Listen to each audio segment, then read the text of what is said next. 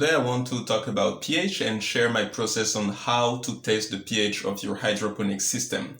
So in hydroponics, pH is very important because it will determine what nutrients are available to your plants. If the pH is not in the adequate range, so between 5.5 and 6.5, your plants cannot consume certain nutrients and therefore they cannot grow well. So in this video, I'm just going to share my process. So there are different ways you can do it. You can do it with strips, with digital meters, with the little tubes and testing solutions that look like a chemical kit. And yeah, so I'm using the tubes, the liquid testing kit. I'm not sure how you call that. And yeah, that's just my process. There are other ways, so it's always useful to check other videos and how other people do it, so that you can choose what works best for you and also what's available for you, because sometimes you don't have access to certain resources. Like digital meters can be expensive or hard to get sometimes. So let's just do it, step-by-step process on how to test the pH. I have all of these guys to test. I'll just test one.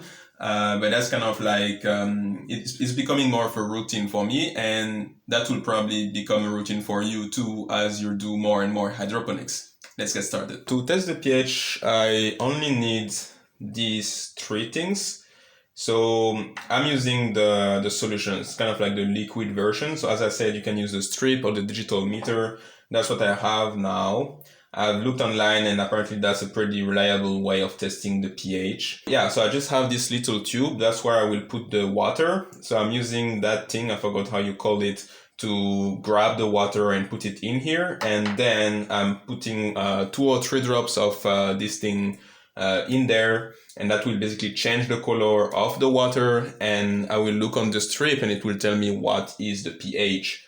So that's for testing. And then if the pH is not in the adequate range, I have these things. So it's either pH min or pH plus solution. So I will just put some drops of that in the tank and that will make the pH go up or down. So there are ways to do it without these. Like for example, I don't know, people use baking soda or vinegar or whatever things that are acid or alkaline, which will basically make the pH go up or down.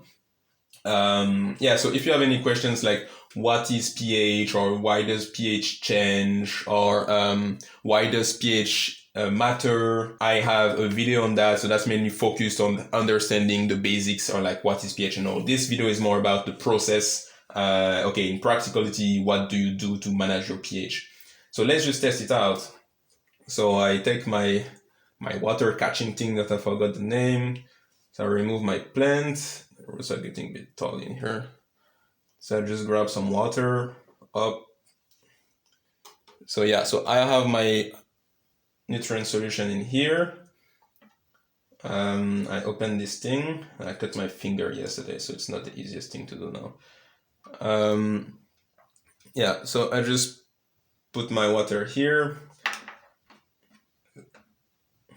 Then I will add some of the pH test solution. So I'm adding, so 1, 2, 3. So I can already see that the pH is wrong, but well, first, like then you shake it. And all right, so I have like a dark green, so that's like around 7. So you can see, so it's between. So if you have problems with colors, that's gonna be a pain. Like for me, sometimes I'm like really looking at it and I just can't tell. So in these circumstances, either ask someone around you or get the digital meter. That I think that it makes it a bit easier, because this is kind of like a pain, because I also need to wash that in between the tests. So now we basically have, I think it's between 7 and 8. Yeah, so it's definitely not 6.5 or lower, so it's between 7 and 8. pH is too high and this plant won't be able to consume the nutrients, so I need to make it go down. But first I'm going to go and like wash this and wash this. For that I just rinse them, and I'm a bit lazy, so I'm not gonna change the whole camera setup to just go and rinse that thing. I've rinsed my tube with simple tap water. I just put the water and then empty it, and I did that twice, and that's it. So that when I want to test again, that will be fine. So how to make the pH go down? So as I said, I'm gonna use the pH solution, pH min.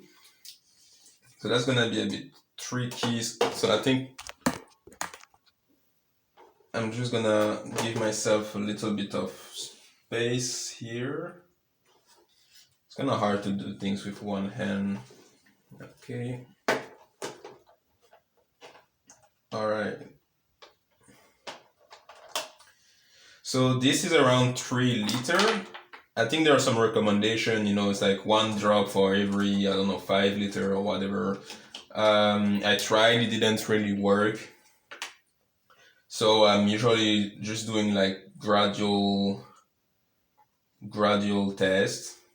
So it's 3 liters. So I'm just gonna I'm gonna put two drops, literally two drops. So 1, 2, that's it. I'm putting the rest back in the solution. I don't know if you're supposed to do that, but that's what I'm doing. So now I've put my 2 drops in there, but I need to mix it, otherwise it won't mix properly. And also, from what I read, just be careful with this thing, like don't put it in your eyes, or like don't put it in your mouth, or if you have kids or dogs or cats, don't let them play around that. Usually you should wear gloves and all blah blah, but so I'm not being too careful, but I still try to be careful with that. Like I always close it properly to avoid like, if you just make it fall or something. So just be aware of that. It's like some hardcore chemical stuff. So I'm gonna grab something to shake it. A basic toothpick, from some good Chinese restaurant. Just shaking that thing a little bit. And also when you do that, like for example what I'm doing right now, try to not just hit the roots, because you might really damage them.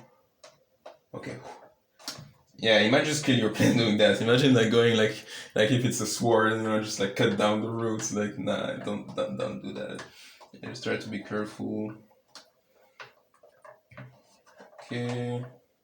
I think it went a bit on the board here. So right, so the pH was between 7 and 8. The pH was between 7 and 8. That's 7 liter.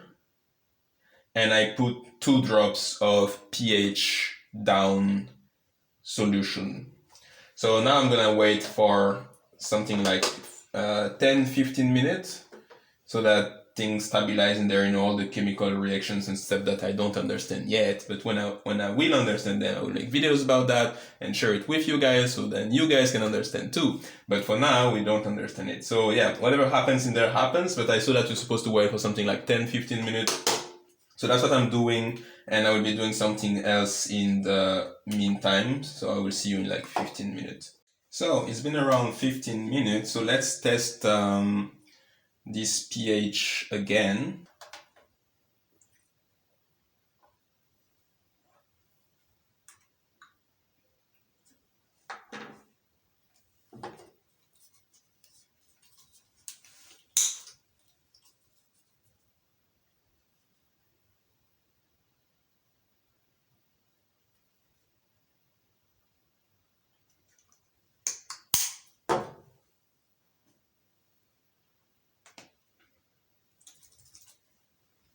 So it's a bit lighter. It's not the best, but it should be around 6.5 now. I think it's around 6.5, but I'm still gonna add 1 more drop of pH down, because I'm using tap water, and the tap water has a tendency of making the pH go up. So if I'm not gonna be around for a while, I want to be more around 5.5 to 6.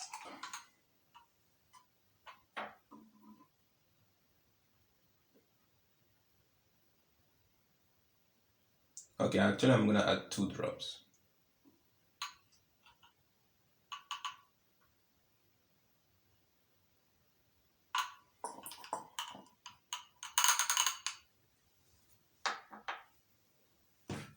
So that's the kind of painful process with that. It's like the waiting 15 minutes every time. It's a bit of a pain, and it's like it's so slow to change. Yeah, like the best way, seriously, is simply just use filtered water or distilled water straight from the beginning. And well, you can buy it from the store, but long term it's best to get like a filtration system of some kind. I want to learn how to build one from scratch, because yeah, you can buy a reverse osmosis system straight from the store, but what if you're in a place where you don't have access to that kind of suppliers? It's good to understand, from the bottom up, how does this work, so you can set up a system that will filtrate the water for you. But that's for the future. See you in 15 minutes again. Okay, I even had time to go and have a snack because I was so hungry. So let's do our round 2, and hopefully that pH will be right and I won't have to adjust it again. So again, putting my water in there, and then where's my solution? Here we go. Then adding my solution. So if you remember, I think the pH was around 6.5, but I wanted to make it a bit go down, and I added 2 droplets of pH down solution. I think it went bad. So that might be because of it. It's pretty light, so that should be again around 6.5. So look, so if you do that, if you add pH down solution and it doesn't go down, that's probably because of the carbonates in the water. So basically when you use tap water, there's something in the water that grabs all the acidic things that you put in the water. And basically I think that's what's happening right now. So I'm adding acidic elements to make the pH go down, but it removes them or grabs them and keep the pH at the same level. That's around 6.5, so I think that's fine. I will leave it that way because because I'm kind of tired of adjusting the pH right now. And 6.5 works for the plants. It's just that I wanted to be ultra sure that if the pH goes down when I'm away, it still has some wiggle room. But I think that's fine. I will just leave it as such.